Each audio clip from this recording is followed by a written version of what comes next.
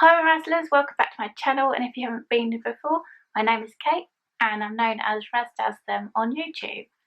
In this video I'm going to be doing 10 top questions to ask yourself about career advice.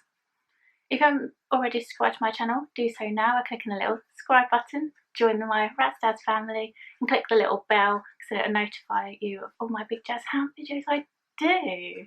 Got that bit out of the way. So let's get going. Like I said, there's going to be 10 questions that you should ask yourself about career advice. So number one, what do you love about doing your job?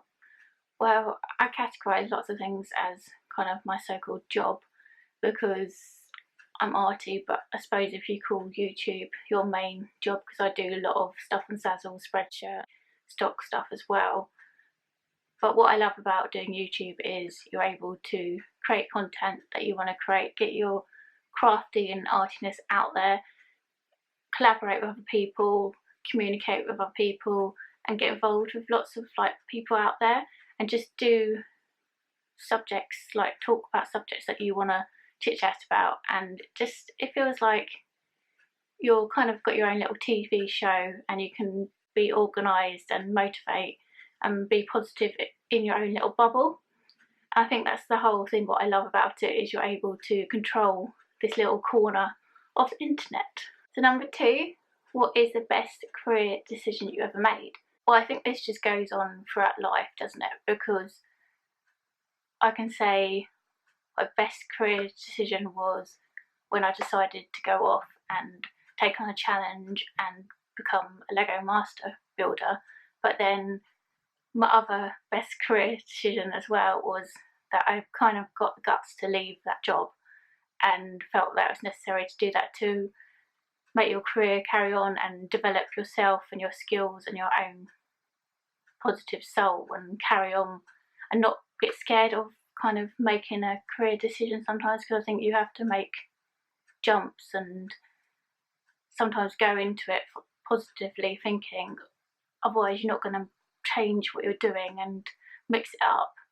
So number three, what is the worst career decision you ever made? So I think sometimes this goes hand in hand, because I would say sometimes it could be the worst decision because you feel like, oh my god, what have I done? I can't believe I've just made this decision and decided to do this when maybe I shouldn't. So I wouldn't say it's the worst, I'd say it's maybe sometimes the scariest is when you leave somewhere that you're comfortable and go into something new. I think that is probably, I wouldn't say the worst decision because nothing is worse. You do something for a reason normally because the outcome puts you somewhere else in the stage of your life, basically. That's how I feel. So I wouldn't say it's the worst. I think sometimes it can be the scariest, maybe. So I would say probably when I left Legoland and went on to do something else, because it's something coming out of my comfort zone to do something else. But then again, like I said, when I started a new job, you always worry, is it going to go right or is something going to go terribly wrong? But if you don't take that chance, you'll never know, I guess. So number four, what would you be doing if you weren't doing YouTube? So like I say, I do a lot of art stuff, and in the past my jobs have been that themed background, like making stuff or designing things, or like I say, creating Lego models. So it's been very arty, so I would be doing something along them lines of designing, making, or teaching kids maybe and stuff like that as well, because I did that as a background, like art teaching as well. So number five, this is quite a cool one. How do you organise your time? So basically I do a lot of lists.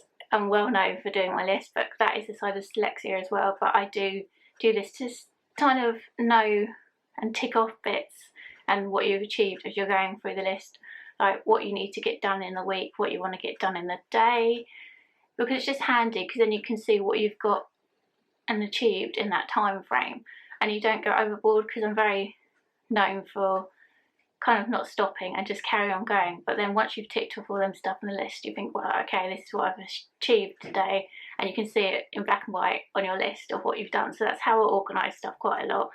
I mean, with the whole YouTube stuff, you do have to see what people are chit-chatting about and what you kind of think what is a good theme and subject to talk about. So number six, what is my greatest strength? I'd say my greatest strength is just being me, being the unique person that I am and being very positive and be able to motivate myself, and just being, yeah, so I feel that is my greatest strength, that I take on challenges and want to try new things and go out and get it, basically. I'd say that's probably my greatest strength. Number 7, what is your greatest weakness? That goes hand in hand again. I'd say sometimes I get too motivated and too positive, and sometimes I take on too much, and I'm quite, not a perfectionist, but I've learnt not to be. But in the past I probably would want something at such a standard that I know that I can't achieve this standard, and then over time I've come to terms that you can't always get everything how you want it and how it's perfect. Like if you're making something, it's not going to turn out how you think in your vision, because sometimes it might develop into something different. So you just have to go with the flow sometimes, I think. And I think that's probably sometimes is my greatest weakness, but I've learned to live with it. And of course sometimes maybe my dyslexia, but like I say, that I've learned to love and live with that as well.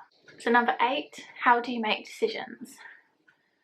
I don't rush into something very quickly. I will look into it a lot. I do write a lot of lists, like pros and cons if I'm going to do something.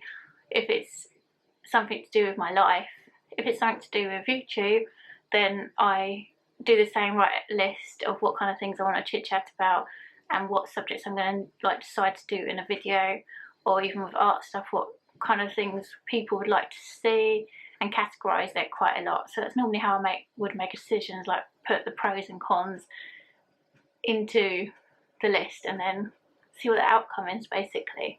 So number 9, what kind of things do I like to read? Okay, so I don't do a lot of reading, to be honest with you, but I do like reading quite a lot of books what are to do with artists and quite a lot of factual stuff. Obviously, you know, I like my mystical and fairies and magical unicorns and Pegasus and all that kind of stuff, but I do like reading quite a lot of factual stuff to do with artists and their life, and something I feel like I'm going to get out of the book, because there it goes back to not having time to relax. Sometimes I feel like I have to read something that I feel like I'm benefiting from, instead of reading something that is just a story that's not going to help me at all. I have to read something that I feel I'm going to gain from it, if that makes sense.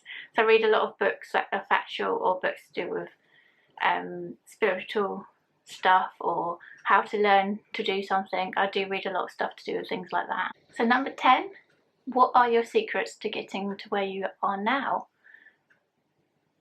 I'd say there's no secret.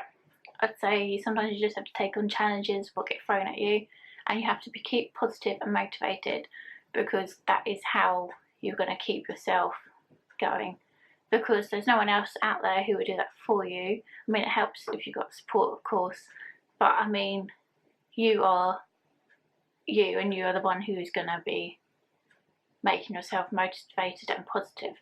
So the same goes for you guys out there, to wherever you are, or like whatever stage you are on your YouTube or whatever you're doing, then you still have to think back of how you got here and what you've achieved in your past to get to this stage.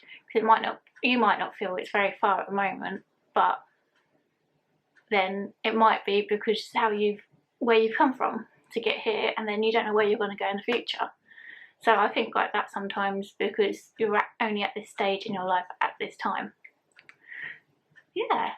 So if you want to get involved and answer these questions, I will put them in the description box so you can have a look at them and do your own little video, and do put it in the comment box below and tag it so I know, and then I can go and check it out. If you haven't already subscribed to my channel, do so now by clicking the subscribe box, join my Razdaz family, and click the little bell to be notified of all my big jazz hand videos I do. And like I said, get involved and let me know what you think about this video, and give it a thumbs up if you love it. And see you guys later.